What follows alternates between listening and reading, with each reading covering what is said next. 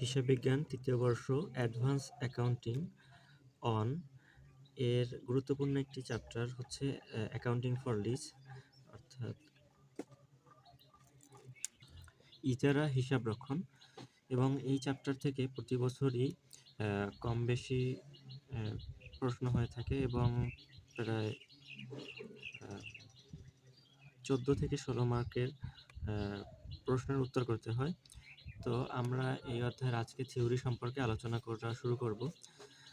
প্রথমে আমরা জেনে নেই হোয়াট ইজ লিজ। নির্দিষ্ট সময়ের জন্য নির্দিষ্ট ভাড়ার বিনিময়ে কোনো স্থায়ী সম্পদ মালিকের নিকট হতে ব্যবহারকারী নিলে তাকে লিজ বা ইজারা বলে।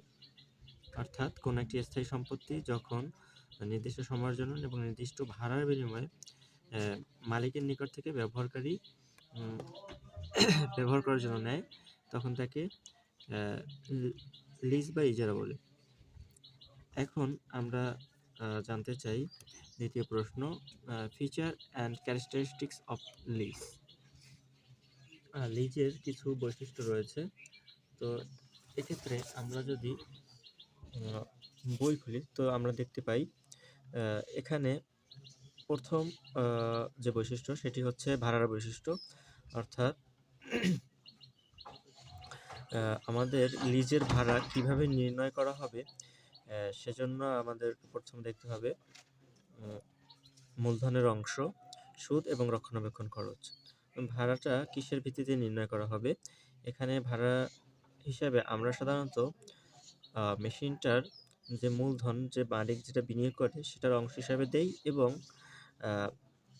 সুদ যুক্ত করা হয়। কারণ লিজর যখন একটি মেশিন কাউকে ভাড়া দিতে চান, সম্পূর্ণ টাকা তিনি একসাথে নেন না, বিক্রয়ের মতো করে।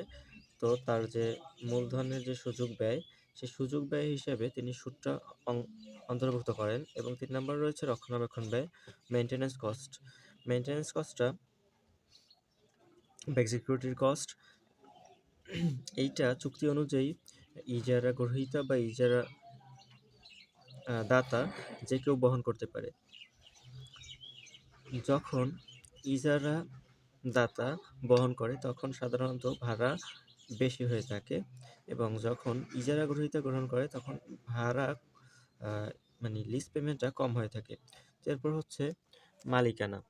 ইজারা চুক্তির ইজারা গ্রহীতার সম্পত্তি ব্যবহার করলে প্রকৃত মালিক থাকে ইজারাদাতা। অন্যভাবে বলতে গেলে ভাড়ার বিনিময়ে ইজারা গ্রহীতা সম্পত্তি ব্যবহার করে থাকে। ইজারাদাতাকে মালিক বা লিজর এবং ইজারা গ্রহীতাকে ভাড়াটিয়া বা লিজি বলা হয়ে থাকে। মেরামত, রক্ষণাবেক্ষণ এবং বীমা ব্যয় ইত্যাদি অনুযায়ী আবার ইজারা দুই ধরনের হয়ে থাকে। একটা হচ্ছে নিট ইজারা আর একটা হচ্ছে রক্ষণাবেক্ষণ ইজারা। তো নিট ইজারা কোনটা? যখন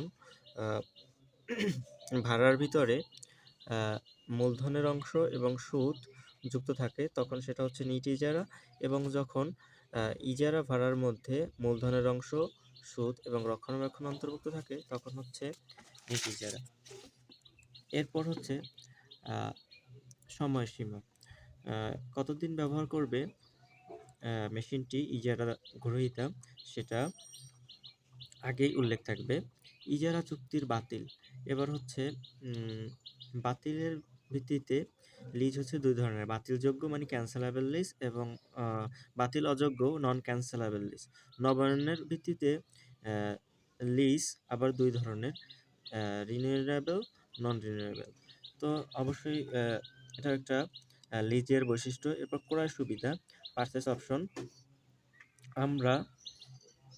আমরা নির্দিষ্ট চুক্তির পর ইজারা চুক্তির পর আমরা চাইলে, অর্থাৎ লিজি চাইলে ক্রয় করতে পারে মেশিনটি বা স্থায়ী সম্পত্তিটি। তো সেক্ষেত্রে এটার একটি বড় বৈশিষ্ট্য। উপভাড়া নিষেধ। অবশ্যই লেজর কর্তৃক দেওয়া ভাড়া লিজ দেওয়া মেশিনটি বা স্থায়ী সম্পত্তি অবশ্যই ভাড়া দেওয়া যাবে না এবং কোথাও স্থানান্তর করা যাবে না। তো এইগুলোই হচ্ছে ইজারা বা লিজ সম্পর্কিত গুরুত্বপূর্ণ বৈশিষ্ট্যসমূহ।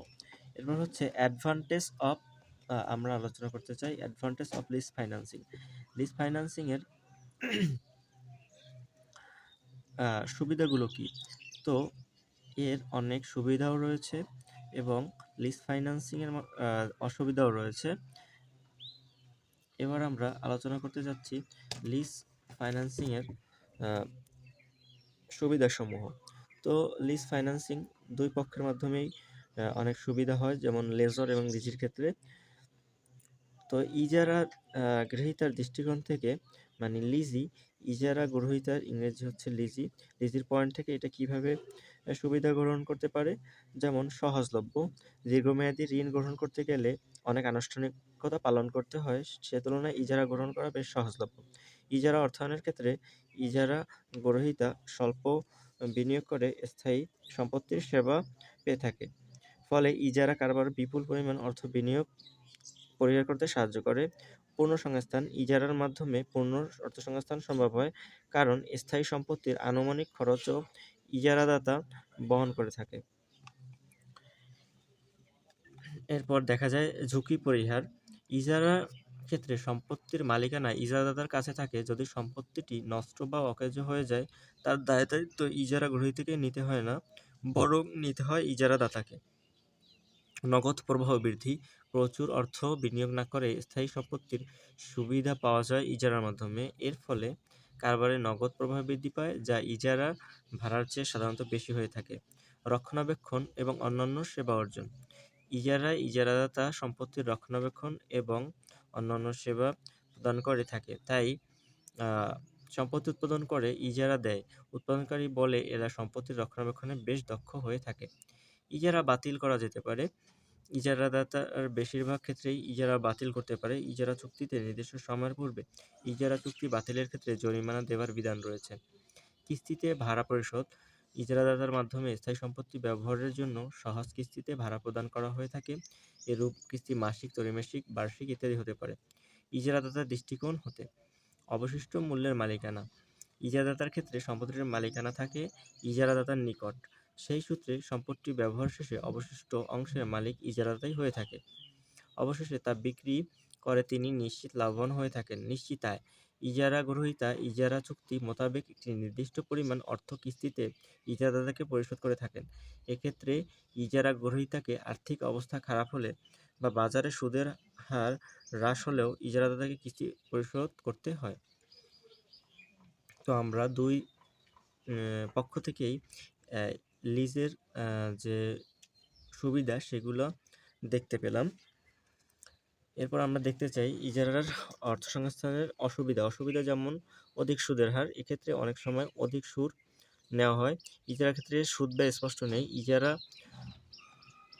প্রদানের মাঝে ইজারাদাতা এ ধরনের উপাদান অন্তর্ভুক্ত করে। অনেক ক্ষেত্রেই ইজারাদাতার মুনাফার হার অত্যন্ত বেশি হয়ে থাকে। উক্ত মুনাফা যুক্তিসঙ্গত কিনা এজন্য ইজারা গ্রহীতাকে সম্ভাব্য মুনাফার প্রকাশ করতে হয়। মালিকানা পায় না, নো ওনারশিপ। এক্ষেত্রে ইজারা গ্রহীতা সম্পত্তির শুধু নিয়ন্ত্রণ এবং ব্যবহারের সুযোগ পেয়ে থাকে, কিন্তু সম্পত্তির মালিকানা থাকে ইজারাদাতার কাছে। উদ্ধার মূল্যের অভাব, ল্যাকিং অফ রিকভারি প্রাইস। ইজারাদাতার সময় শেষে সম্পদের উদ্ধার মূল্য ইজারাদাতা কর্তৃক উদ্ধার করা হয়ে থাকে। ইজারাদাতের কালীন সময়ের মাঝে যদি সম্পত্তির মূল্যের বাড়ার সম্ভাবনা থাকে, সেটা করা শ্রেয়।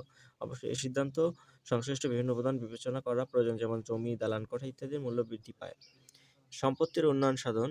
চাইলেই ইজারা গ্রহীতা সম্পত্তির কোনো পরিবর্তন এবং স্থানান্তর করতে পারে না। বন্ধক। এই জমি চাইলেই বন্ধক রাখা যাবে না।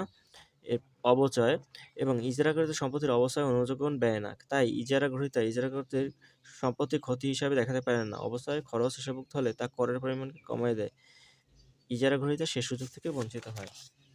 মেরামতে অবহেলা। আবার দেখা যায় ইজকৃত যে ইজারা গ্রহণ করে যে সম্পত্তিটি, সেই সম্পত্তিটি চাইলেই ইজারা গ্রহীতা মেরামত করে না, হেলাফেলা করে। এটাও একটা সমস্যা। এরপর কন্টেন্টস অফ লিজ কন্ট্রাক্ট, অর্থাৎ লিজ চুক্তির যে বিষয়বস্তু, অর্থাৎ বৈশিষ্ট্যগুলোই এই লিজ চুক্তির বিষয়বস্তু।